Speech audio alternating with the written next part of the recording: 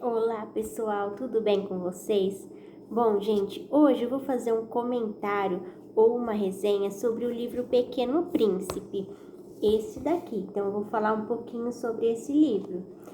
Gente, esse meu livro, olha, ele é pequenininho assim, capa dura, azulzinho. Aqui as páginas são aquelas páginas mais amareladas, né? Então é uma edição que eu gostei bastante desse livro. Gente, O Pequeno Príncipe, de Anthony de Saint-Exupéry, é um livro muito famoso, conhecido mundialmente. Ele é o segundo livro mais traduzido no mundo. Então, em primeiro lugar é a Bíblia e em segundo lugar é O Pequeno Príncipe. Então, é um livro muito popular.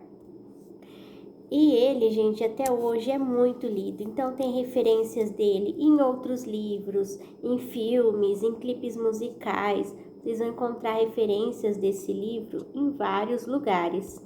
Tem várias versões dele também. Tem pequeno, tem maior, tem versões para criança em quebra-cabeça, tem um livro para colorir, porque ele é um livro ainda muito explorado, né? Ele é muito conhecido, então as pessoas ainda compram muito Pequeno Príncipe. Então sempre tá aparecendo alguma coisa nova, né? Uma versão nova. Tem esse daqui, olha, que eu também achei muito interessante. Ele é um pouco maior, também de capa dura, né? Esse livro, ele é mais para criança, porque ele é todo interativo, olha. Então quando você abre, as imagens estão em 3D. Ele é muito legal essa versão, olha. Aí tem os cartõezinhos que a gente vai abrindo. Aí dentro tem o desenho, né, do autor. Então ele é bem interativo. Desenhos 3D. Aqui tem mais cartõezinhos que a gente abre. Aí tem os desenhos dos carneirinhos, né. Aqui tem o desenho do carneiro dentro da caixa, que é explicado no livro. Por que ele fez o carneiro dentro de uma caixa. Ele é muito legal. Essa edição, olha, em 3D. Olha essa montanha, a hora que abre uma montanha inteira. Muito legal, né? E por que será que esse livro ficou tão famoso, né? Acho que principalmente pelas mensagens que ele traz. Então ele é um livro cheio de mensagens que a gente pode levar para a nossa vida, né? Como ensinamentos, que eu vou falar mais um pouquinho sobre essas mensagens mais para frente, gente. Agora eu vou falar um pouquinho como esse livro foi criado, né? Como ele foi escrito. E para falar sobre o livro, eu preciso falar sobre o autor, o Anthony de Saint-Exupéry. Esse livro, gente, ele foi publicado originalmente em 1942, que ele foi levado para as editoras Reinal e Hitchcock, que são duas editoras americanas. Então ele foi publicado primeiramente nos Estados Unidos, apesar de ser um autor francês. Então eu vou explicar por que ele foi publicado nos Estados Unidos.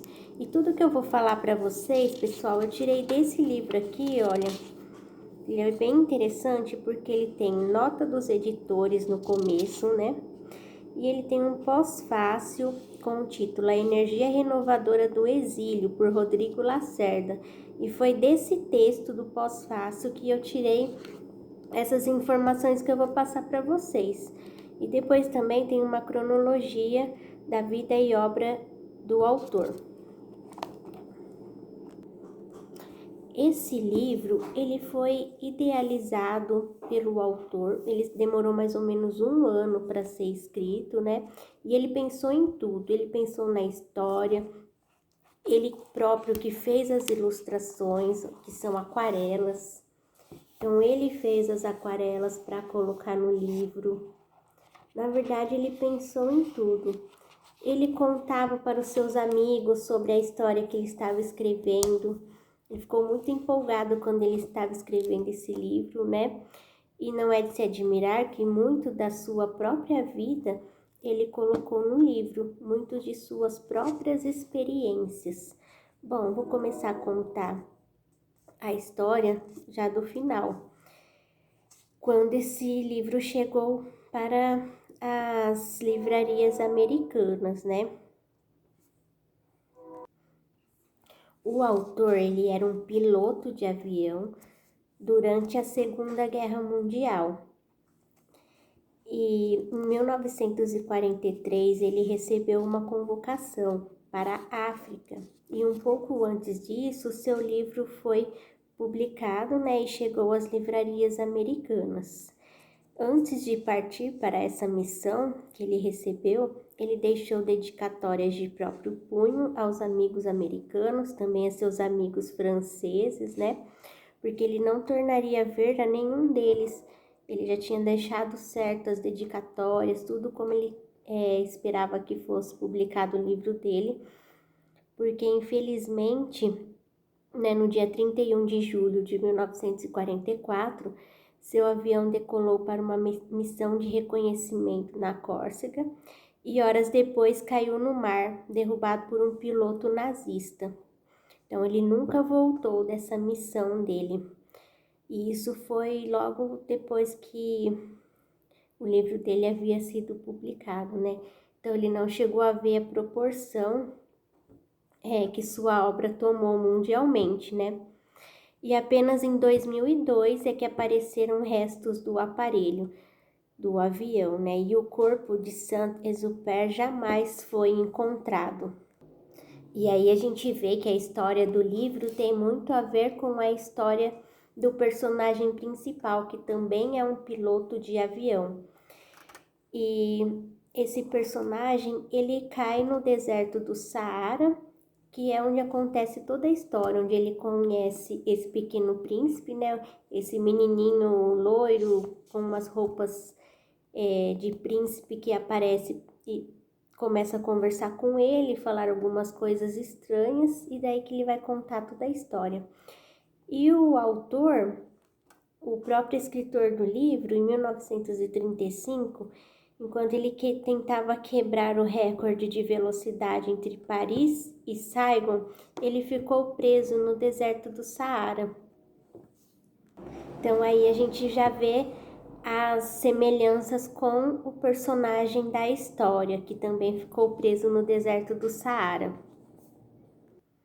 Bom, gente, então a história do Pequeno Príncipe, ela é narrada em primeira pessoa por esse piloto de avião que ficou preso no deserto do Saara por alguns dias, né?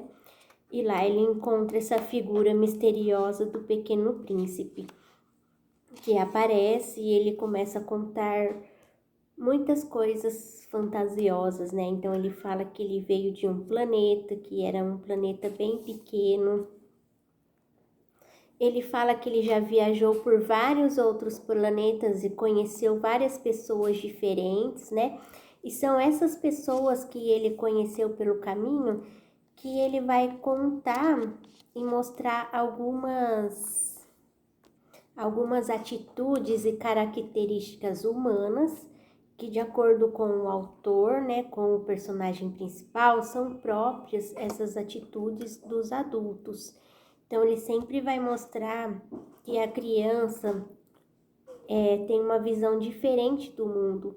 A criança consegue perceber melhor o mundo.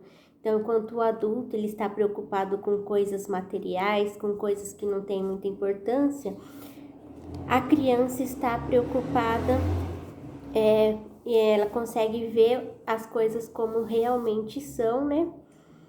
Consegue perceber as coisas que são mais importantes. Uma das frases mais importantes do livro é que o essencial é invisível aos olhos. Então, o que seria isso? Que às vezes a gente se preocupa tanto com coisas materiais, né? Com coisas que a gente consegue ver, físicas, mas a gente esquece de que as coisas mais importantes a gente não consegue ver, que são o amor, a amizade, né? O companheirismo. Então, pessoal, à medida que a gente vai lendo o livro, conhecendo esses personagens, a gente vai tirando essas lições pra gente, percebendo como a gente precisa sempre se lembrar da nossa criança interior e ver o mundo, ver as coisas de um jeito mais leve, né? Mais despreocupado, mais tranquilo. O livro também fala sobre a relação do Pequeno Príncipe com a sua rosa que ele deixou lá no planeta dele. Então, inicialmente, ele fala que ele deixou a rosa lá porque ele achava que ela era muito implicante, muito chata, ele já não aguentava mais. Aí ele vai embora, só que quando ele vai embora, ele começa a perceber o quanto ele gostava, né, da rosa, começa a sentir falta dela. Aí também a gente consegue perceber que o autor colocou a sua própria relação com sua esposa, né? Sua relação conflituosa, na imagem dessa rosa e do Pequeno Príncipe.